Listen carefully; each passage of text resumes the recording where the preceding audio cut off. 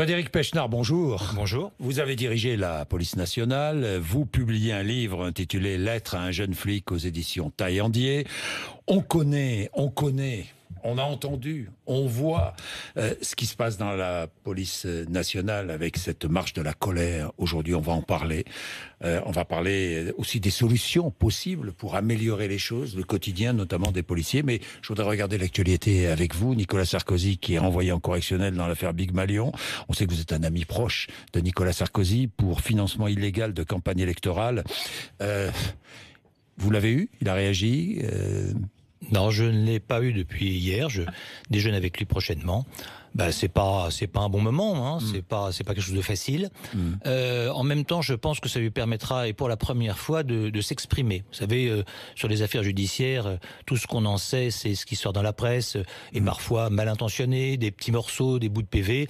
Là, dans un procès public, il pourra s'exprimer, et je ne doute pas qu'il sera convaincant. Alors, je lis ce que dit le juge, ce qu'il a dit lors de l'instruction. À la fin de l'instruction, Nicolas Sarkozy a incontestablement bénéficié des fraudes révélées par l'enquête qui lui ont permis de disposer lors de sa campagne de 2012 de moyens bien supérieurs à ce que la loi autorisait. Voilà ce que pense le juge. Nous verrons ce que pensent les magistrats. Alors qui vont juger. Le juge dit aussi, parce qu'il faut être juste, que l'enquête n'a pas établi qu'il les avait ordonnés, il n'était pas au courant, participé, ni même qu'il en avait été informé.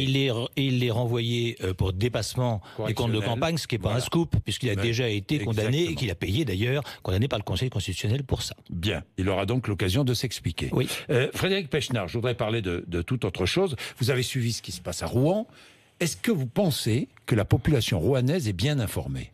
Franchement. C'est un vrai sujet, parce que je ne doute pas que les choses soient faites convenablement au niveau de l'État et de la région et de la préfecture.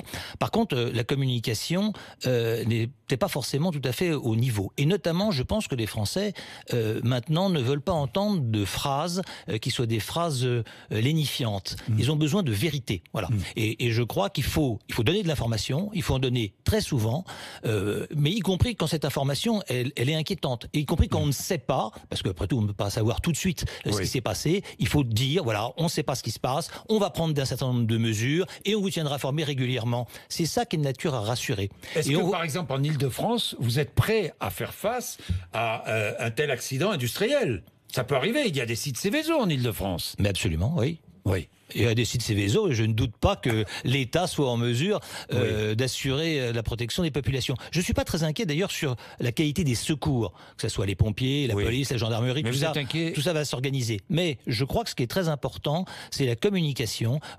J'entendais les réactions des Rouennais hier et finalement, la plupart disaient on ne sait pas. Ce qui nous inquiète, c'est qu'on ne sait pas. On a l'impression qu'on nous cache des choses. Donc le plus important dans ce genre d'affaires, aujourd'hui, c'est d'être complètement transparent, éviter, vous savez, le nuage de Tchernobyl qui, fort heureusement, n'avait pas passé notre frontière. Voilà, il faut éviter complètement ça. Il faut dire la vérité aux gens. Il faut communiquer très régulièrement et puis prendre des mesures, des principes de précaution. Par exemple, dire, pour l'instant, on n'est pas sûr que ce soit pollué ou pas pollué, mais ne buvez pas d'eau du robinet, etc. Donc je crois qu'il faut avoir une communication très présente, très claire et très réelle. Et très réelle. Frédéric Pechnard, vous êtes vice-président du Conseil régional d'Île-de-France, vous êtes membre des Républicains.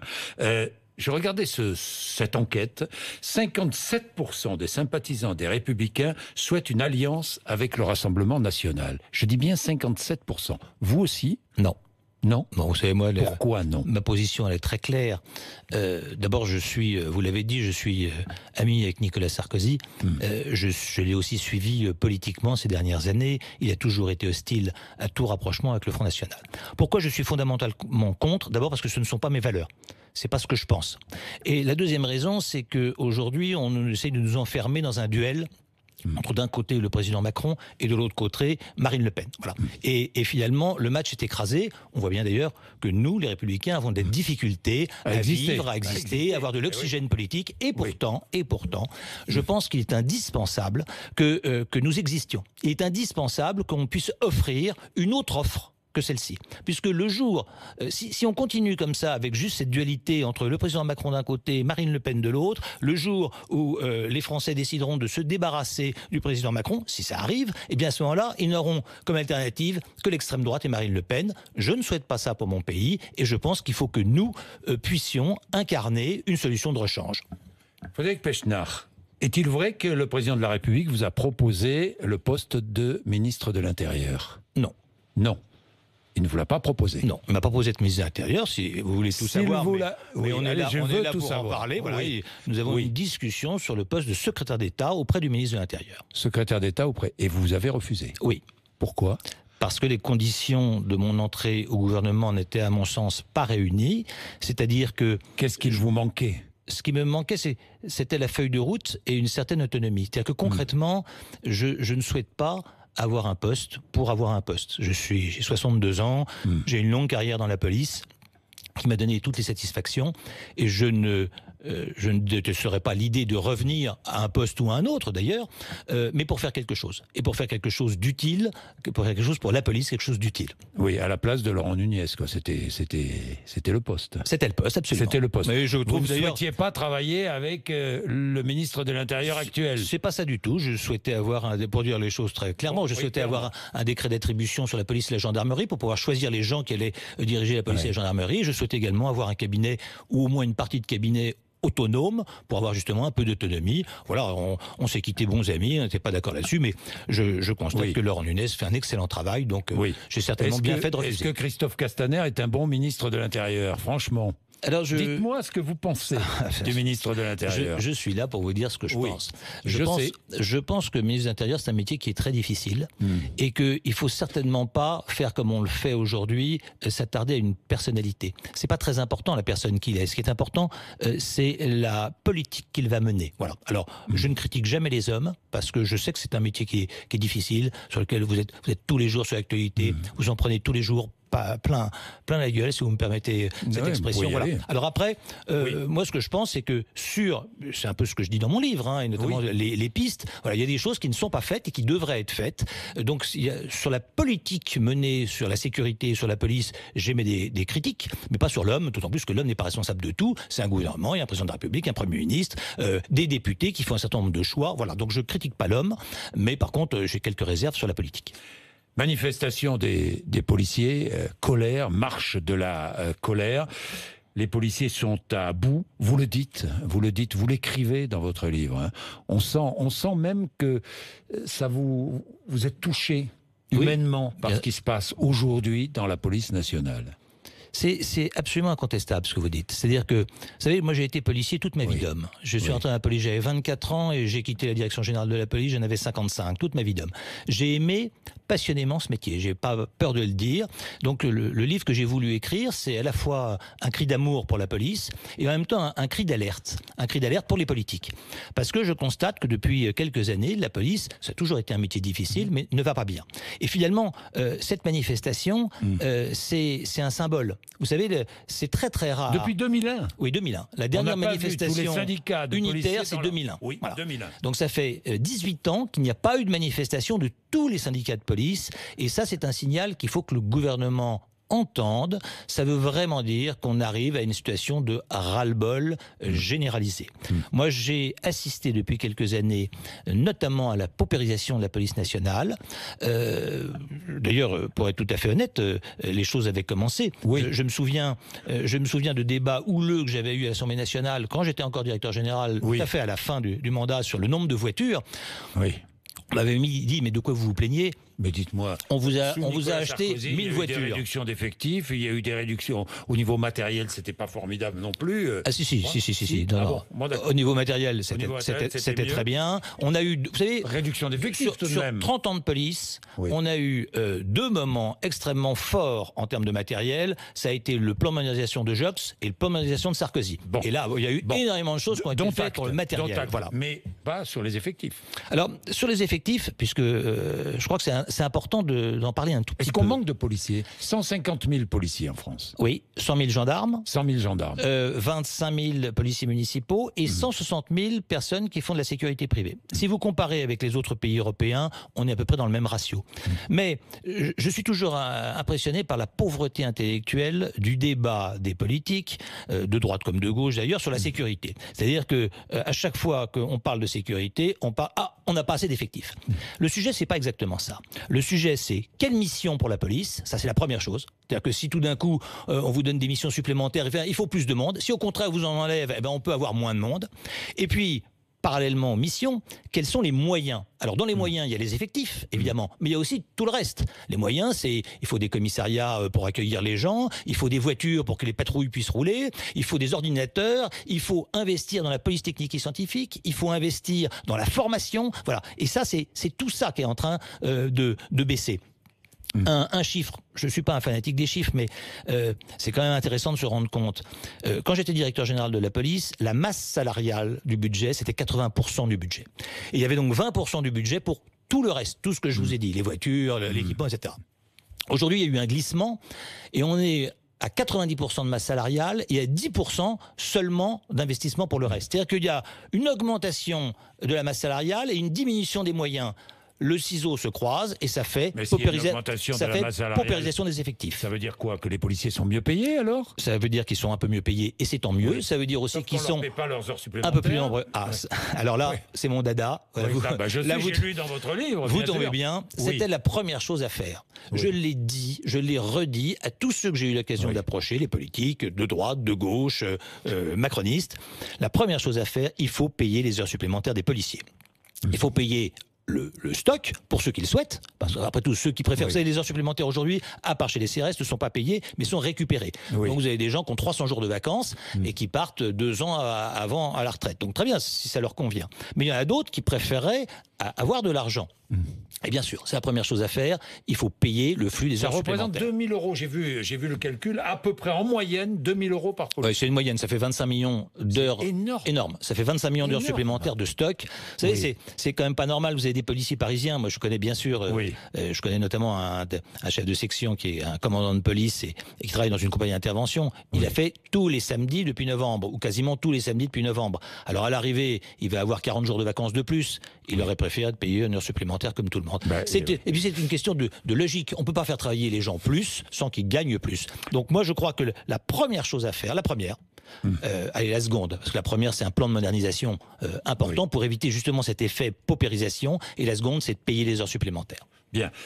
Est-ce qu'il faut accorder le droit de grève aux policiers? Non, vous savez, je pense qu'il faut qu'il y ait... Vous avez aujourd'hui un statut du fonctionnaire. Vous avez un statut du fonctionnaire et vous avez un statut des militaires. Oui. Je pense qu'il faut créer pour les policiers un statut, il existe déjà, mais renforcer ce statut spécial. Une des raisons d'ailleurs pour lesquelles les policiers manifestent cet après-midi, c'est pour leur retraite. C'est pas la seule raison, mais c'est pour leur retraite. Donc il est important qu'il y ait un statut du policier. Il est normal que les policiers ne puissent pas faire grève, parce qu'on doit pouvoir compter sur les policiers tout le temps. Mais par contre, il faut qu'il y ait un statut qui soit aussi un statut protecteur. Mais un statut, alors certains vont dire, on renforce encore les pouvoirs du policier. J'entends tous ceux qui ont manifesté, pas tous ceux, mais certains qui ont manifesté avec les Gilets jaunes, ou qui étaient Gilets jaunes eux-mêmes, disent, mais on soulignait... vous l'avez vu, la violence de la police. D'abord, elle est réelle, cette violence, ou c'est... Il y a eu quand même des violences au cours de ces manifestations. Il y a deux choses qu'il ne faut jamais confondre. Il y a l'emploi de la force légitime. C'est-à-dire que très concrètement, vous n'avez pas 2 bandes qui s'affrontent dans la rue. Vous avez des gens qui viennent manifester et à ce moment-là, il y a la police qui est là pour protéger tout le monde et tout se passe bien.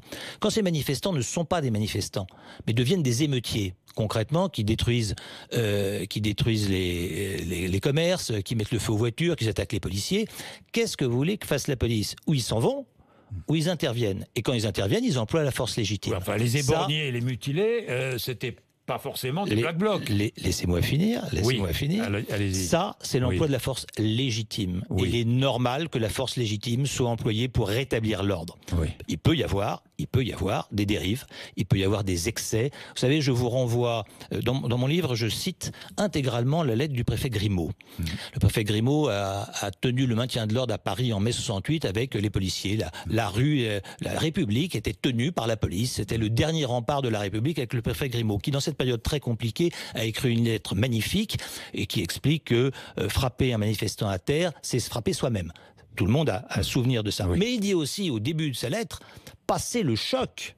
C'est-à-dire que oui, bien sûr, quand vous allez au contact, quand les gens veulent pas partir, quand les gens vous lancent des pierres, quand les gens mettent le feu, il faut aller au contact, il faut aller au choc. Et là, il y a une force légitime à employer. Par contre, Une fois que c'est terminé, à ce moment-là, vous devez respecter les manifestants, frapper un manifestant au sol, etc., etc. Voilà. Je crois que c'est ça la philosophie, et c'est ce qui rend d'ailleurs ce métier de maintien de l'ordre aussi difficile, c'est qu'il faut avoir un sang-froid considérable, il faut compter sur ses camarades, il faut savoir utiliser de la force, mais une force mesurée. D'ailleurs, vous faites le comparatif, la comparaison avec la guerre d'Algérie, la période de la guerre d'Algérie, quand s'affrontaient l'OS et le FLN, et mai 68. Comparaison avec la situation actuelle. Oui. Lorsque vous dites la police va mal, va même très mal. Alors vous allez jusque-là. Oui, parce on en est là. Je le dis parce que depuis 2015, la police a été soumise à très forte tension. D'abord dû au terrorisme. On a connu des actes de terrorisme en France, mais c'est la première fois... Enfin, en tout cas, c'est ce qu'on dit. C'est pour ça que je prends cette référence à la guerre d'Algérie. C'est la première fois qu'on attaque des policiers, non pas au moment où ils sont en train de travailler, au moment où ils essaient de vous arrêter. Vous voyez, vous essayez d'arrêter un voyou, il vous tire dessus, il vous blesse, etc. Tout ça fait partie, même si c'est désolant, du métier, si vous voulez. Mais par contre, là, on s'est attaqué aux policiers chez eux. Hein. Je pense à Magnanville, où un couple de policiers ont été assassinés. Je pense sur les Champs-Élysées à l'assassinat d'un policier, Xavier Jugelet. Voilà, donc ils ont été tués parce qu'ils étaient policiers. Et finalement, il faut remonter. Alors, il y a un certain nombre de personnes qui me disaient, mais ça, on n'a jamais vu ça. J'ai dit, si, on a déjà vu ça. Mais il fallait remonter à la guerre d'Algérie, où effectivement, le FLN tuait des policiers dans les rues de Paris au hasard parce qu'ils étaient en uniforme. Voilà. Un policier cache qu'il est policier aujourd'hui dans notre société. Non, je crois pas. Vous savez, il y a toujours. Mais je vous dis ça parce que certains, peut-être, par peur, par crainte. Certains peuvent le faire. Je crois pas.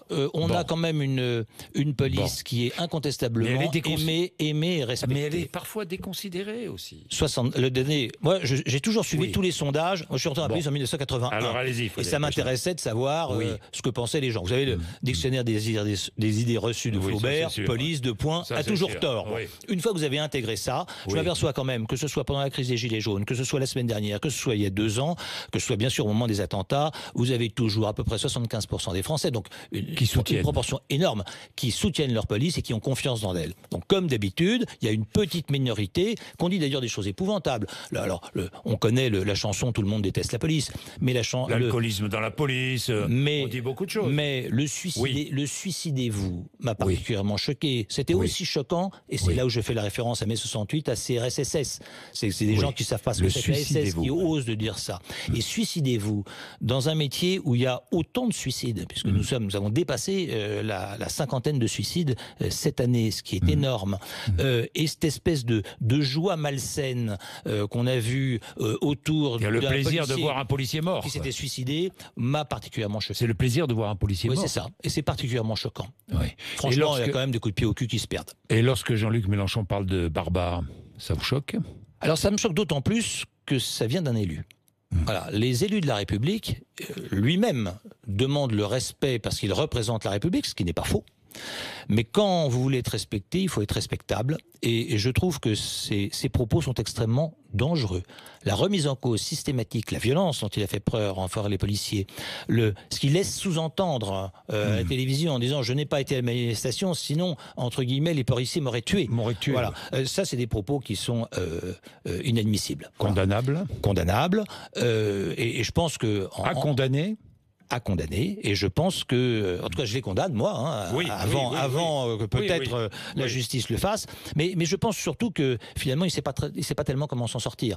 C'est-à-dire qu'il sait qu'il a fait une bêtise au moment de la perquisition, il s'est mis en scène, il a été inutilement agressif, violent, et là, au lieu de s'excuser et dire mes mots ont dépensé ma pensée, je trouve qu'ils se sont empêtrés un petit peu là-dedans et qu'ils ne savent pas comment s'en sortir. Alors vous avez la sécurité de la région Île-de-France entre les mains, enfin la sécurité. C'est un bien grand mot, disons que... C'est un bien grand mot, mais quand même, vous êtes responsable.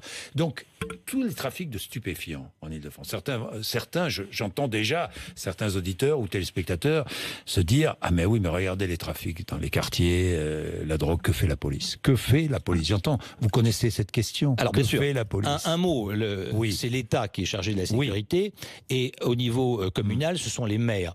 La région Île-de-France a décidé, c'est pas le cas d'ailleurs de toutes les régions, a décidé de faire de la sécurité une de ses priorités. Donc, elle a créé, il y en a que 3 d'ailleurs dans les 13 régions, un poste de vice-président. Valérie Pécresse a a créé ce poste de vice-président à la sécurité et à l'aide aux victimes. Et notre boulot, c'est pas de faire de la police, parce qu'on n'a pas les compétences pour le faire, c'est d'aider. Oui. Donc nous aidons les communes à équiper leur police municipale, à s'équiper en vidéoprotection. Nous aidons aussi l'État, parce que les commissariats sont dans des états épouvantables, donc nous aidons à la construction et la rénovation des commissariats. Nous rénovons toute la sécurité des lycées. Je m'adresse aussi à voilà le travail. Directeur général de la police nationale. Je vais vous répondre, voilà, puisque vous me demandez ce que je fais aujourd'hui. Nous n'avons pas de responsabilité directe dans la sécurité, mais par contre, il y a la volonté de Valérie Pécresse et de sa majorité de s'impliquer auprès des acteurs de la sécurité pour les aider. Et c'est ce que nous faisons au quotidien. Alors que fait la police? Que fait la police? C'est la question à laquelle je sais pas, personne ne sait répondre. J'ai l'impression que personne ne sait répondre à cette question, alors que la police agit, alors que la police est souvent très efficace. Alors pourquoi est-ce qu'on se pose cette question? La police agit. Il y a incontestablement, depuis quelques années, ça a toujours été difficile. Hein, je vais pas. Mon livre, vous verrez, c'est. Vous l'avez lu. Oui, je l'ai lu. C'est pas un livre politique. Lettre à un jeune flic. C'est pas un livre politique. J'ai pas du tout voulu en faire un livre politique. C'était pas mon sujet. Donc je vais pas dire on a fait mieux, ils ont fait moins bien, etc. Bon. D'abord, ce qu'il faut savoir, c'est que quoi qu'il arrive, la délinquance existera toujours. Le boulot de la police, c'est pas d'éradiquer la délinquance, c'est consubstantiel l'être humain, c'est de faire en sorte que ça ne gêne pas trop le reste des gens, de mettre suffisamment la pression sur les voyous pour que les voyous... Vous savez, celui qui gagne, c'est celui qui tient la rue. C'est aussi simple que ça. Il y a un livre qui a été écrit... Souvent tiennent la rue. C'est ce que j'allais dire. Il y a un de vos confrères qui a écrit un livre dont le titre est évocateur, un livre récent qui s'appelle « La peur a changé de camp ». Et c'est une des choses qui me préoccupe aujourd'hui. C'est-à-dire qu'une fois qu'on a dit qu'on ne pourra pas éradiquer toute forme de délinquance, il est pourtant extrêmement important que ce soit la police qui tienne la rue, parce que si c'est la police qui tient la rue, alors c'est la loi de la République qui est appliquée. Si ce sont les voyous, c'est la loi des voyous. Et ça, c'est quelque chose, c'est finalement l'affaiblissement de l'autorité de l'État. Moi, il y a deux choses qui m'inquiètent. Alors, si on veut sortir de la discussion sur la police purement, il y a l'affaiblissement de l'autorité de l'État. Je crois que c'est extrêmement important qu'on puisse rétablir cette autorité. Et ça passe notamment par l'exécution des peines. C'est-à-dire... Vous savez, moi, toute ma vie de flic, j'ai entendu dire, là, vous en avez pas marre, les policiers arrêtent, les magistrats relâchent. C'est pas vrai. Les policiers arrêtent, les magistrats condamnent. C'est après l'exécution des peines qui est mal faite. Par exemple, vous avez des fraudeurs à la RATP, 10% seulement des amendes sont récupérées. Par exemple, vous avez des gens qui sont condamnés à des travaux d'intérêt généraux, ce qui est une excellente peine pour des jeunes délinquants, ils ne sont pas tous faits. Par exemple, vous avez des gens qui sont condamnés à la prison ferme, et pourtant, ils n'y vont pas. Et tout ça crée un sentiment d'irresponsabilité et de délitement de l'État. Donc je crois qu'il faut impérativement remettre l'Église au cœur du village et faire en sorte que les sanctions soient appliquées. Elles existent, les sanctions, mais elles sont mal ou insuffisamment appliquées. Merci Frédéric Pechnard. Lettre à un jeune flic aux éditions Taillandier. Vous étiez sur RMC et BFM TV. Merci.